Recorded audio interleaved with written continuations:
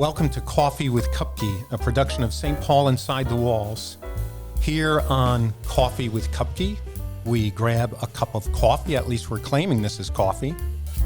We sit with Monsignor Raymond Kupke, the pastor of St. Anthony's in Hawthorne, professor at Immaculate Conception Seminary, diocesan archivist. We sit with Monsignor Kupke to delve into the history of Catholicism in the Diocese of Paterson. My name is Father Paul Manning. I am the vicar for Evangelization for the Diocese of Paterson. And here I am with Monsignor Kupke. So grab your cup of coffee and let's jump right in.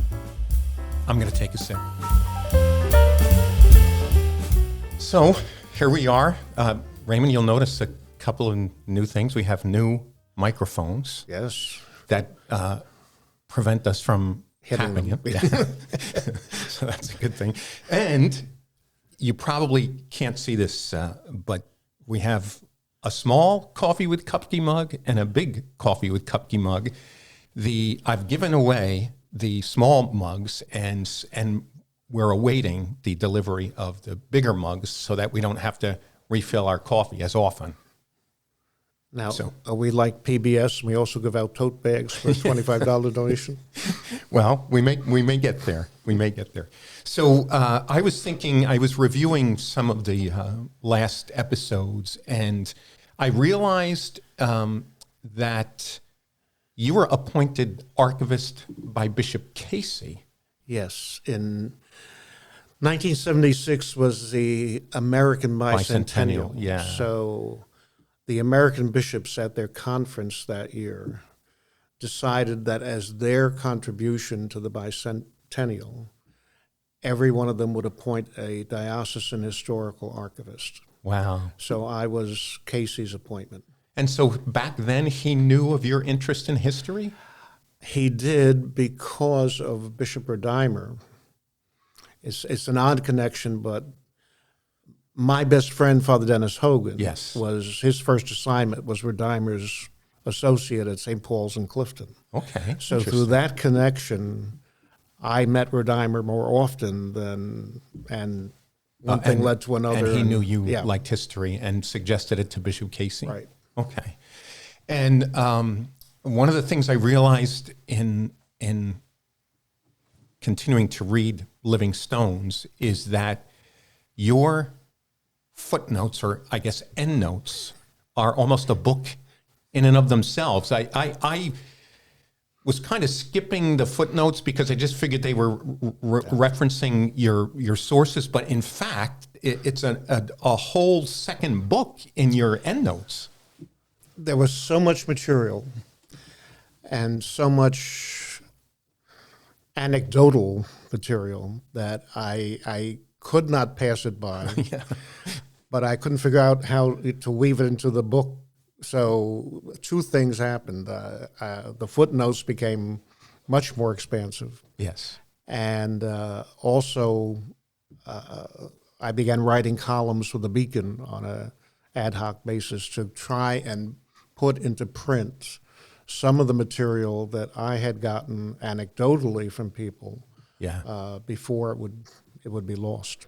Well, I went to one of these footnotes or endnotes because I was just marveling at the detail. I think I was reading a portion about the Sisters of Charity, and I'm saying, what resources, what sources did he have for all of this detailed information? And I went to look at the endnote and realized there's more information in the endnotes. It's just not sources themselves. So I followed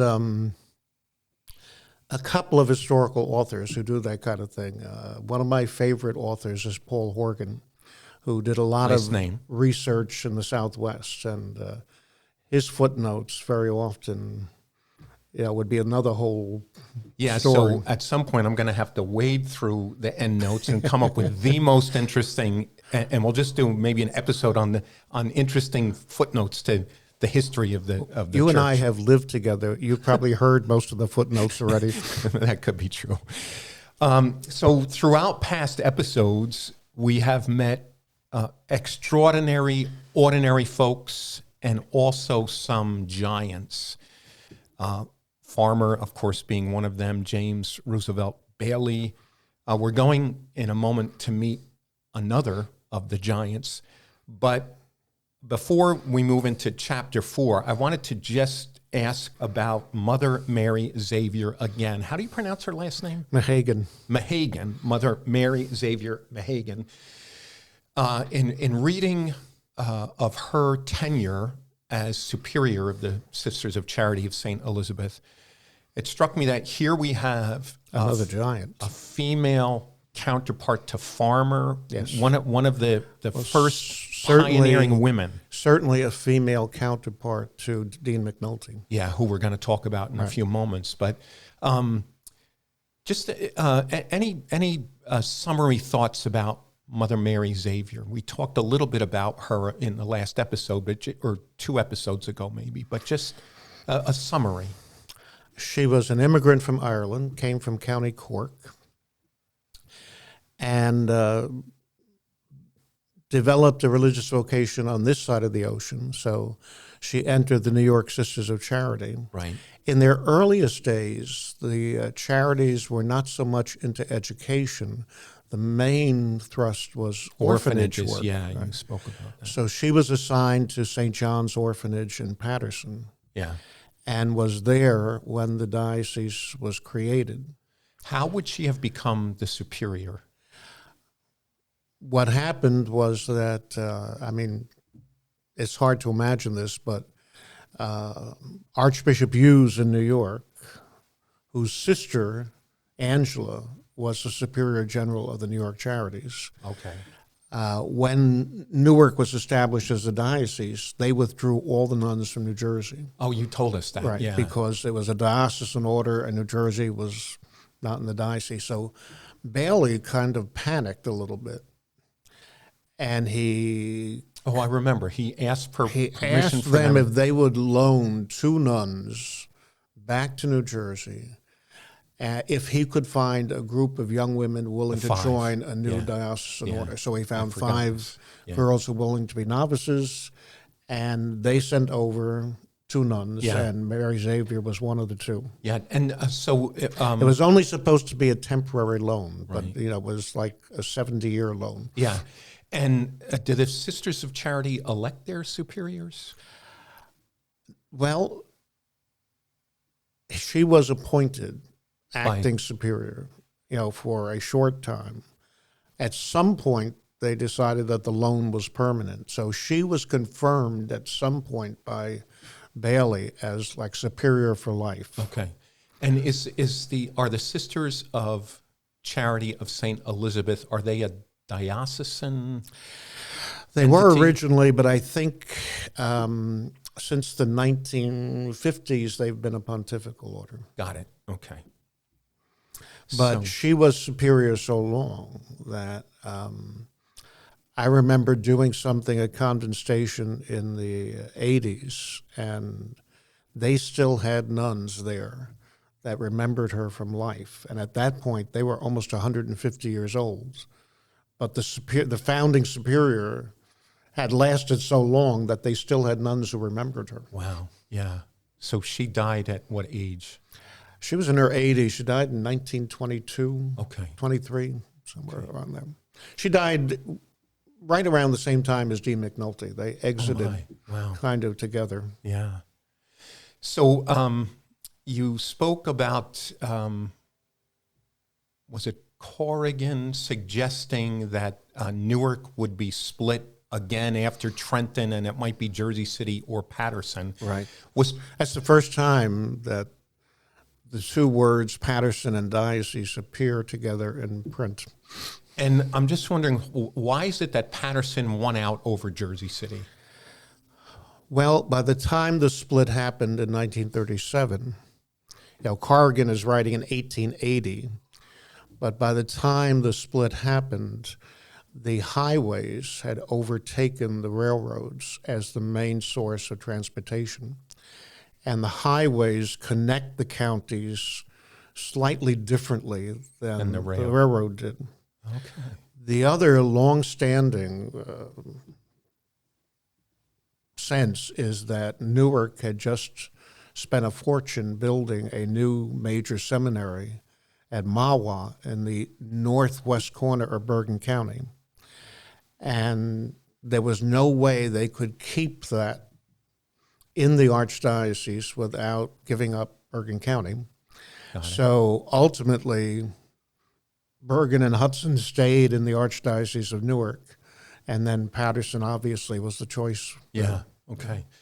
It's funny because around the same time, Indianapolis was split as well, and they had the same problem, but the location of St. Meinrad's was slightly different. So if you look at Indianapolis's boundaries, there's one whole county that is in the Evansville diocese, except for the township that St. Meinrad's is in. I'm wondering if they couldn't do that with Mahwah. I'm wondering if any of us were ever inclined to look at Indianapolis's boundaries. Well, okay, so you want to do this and be nice? Or? So there are two great industries that marked the city of Patterson. Yes. Railroad, automotive, not automotive, but railroad engines, locomotives. Yes. This becomes a big deal in Patterson. And then ultimately it's succeeded by the silk industry, and it becomes the Silk City. Yeah, so I saw that great little saying in your book that Patterson, something about has an arm of iron clothed in a sleeve of silk. Silk, yes. Yeah, right, the exactly, two industries. Yeah. When we renovated the cathedral in 1987, not the present time, but the previous time, the fabric on the back of the throne is supposed to have been one of the last bolts of silk to come out of the silk mills of Patterson. And is that throne still? No. It's gone. I have no idea where it is, yeah. And the silk, who knows? That would have been a neat thing to have. Yeah. I wonder if it's in our basement. You mentioned, I'm just giving Father Ray phrases to comment on because the chapters are so detailed, but you mentioned a great locomotive chase from the Civil War, that two engines were produced. Is this ringing a bell? No, it isn't. Okay. I'll look that up and... I'll have to read my own footnotes. Yeah. Okay. Lambert Castle. Mm-hmm. So having served in Clifton, I was very aware of Lambert Castle, never really knew what it was. But Catalina Lambert, yeah. Catalina Lambert is a significant figure in Patterson history. Yeah, when you get to the late 19th century, Patterson is beginning to have money, and even Catholic money by the end of the century. So some of these people that are making a fortune in the silk mills and later industries, they're building some magnificent houses. If you go on the east side of Patterson, the old Patterson Catholic convent was one of them. Okay. But certainly Lambert's up there on top of the hill there is a standout in Patterson. And so Catalina is a man's name. Right. Interesting name. Interestingly, yes. But he was a big benefactor of... No, he doesn't have a lot of connection to Catholic history, but... Okay. it was there. This is the same period when Patterson produces the Vice President of the United States. Now, who would that be? Garrett Hobart, who was elected with McKinley in 1896. He's a sad story because McKinley was assassinated, and he would have been the next president of the United States, except that he had died already himself a year or two before McKinley's assassination. But he was from Patterson. This is when Patterson was on the national radar. Got it. Yeah, most of us can't remember vice presidents, but we have a Pattersonian. A Pattersonian vice president. Well, I want to move into. We're not going to have a lot of time for talking about the next giant, but I wanted to start this next conversation with a quote from page 89 in Livingstone's, because I just thought you set this up so well. But the most important figure in the life of Patterson during this period, and possibly for all its history, was not directly involved in the ironworks or the silk industry or in banking or education or politics. And yet, in his own way, his interests encompassed all these areas and surpassed them. His 6 decades on the Patterson scene outlasted all the others. Well before his death in 1922, his accomplishments, exploits, and mannerisms were already the stuff of legend. And his legacy continues to form and shape Pattersonians and Jerseymen of the present and future. He was Patterson's grand old man. Mm-hmm. That's a great introduction to this next giant. He was a problem for me in writing the book because he is so big that he's like a bulge in the history of the diocese, you know. And finally, I figured he was going to have a chapter basically by himself. I was going to have to do a chapter about the church in Patterson, the city and the environs, but it was basically going to be seen through the prism of his life. So his name, we're talking about this giant. William McNulty. Yes. And did you give him the title Grand Old Man, or was that? No, that already was his before he died. Wow. Amazing. And when I wrote the book, you know, when it was just about done and the first edition was coming off the press, I gave it to the Vicar General, Monsignor Brestol, who was a Pattersonian himself. And the first thing he did was sit down and read chapter 4. He skipped everything else and went right to McNulty because his first assignment had been at the cathedral maybe a decade or so after McNulty's death. So he had heard all the stories from living parishioners who remembered McNulty. So he sat down and read the whole thing and looked at me and says, you know, this is just like I heard it. Wow. And I thought to myself, all right, we're pretty well on track then. Yeah. Now, did you know already of the magnitude of McNulty before you did this research? I knew some of it. I didn't realize how extensive it was, or what a thorn in the side he was to the Bishop of Newark at the time. Yeah.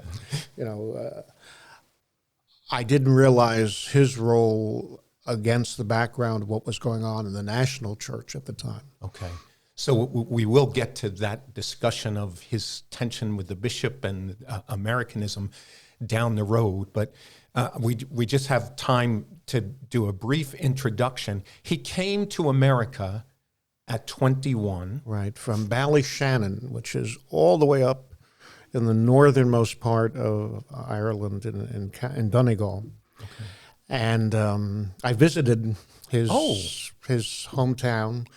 Actually, you know, you get to Ballyshannon, and they say, well, no, he's not actually from here.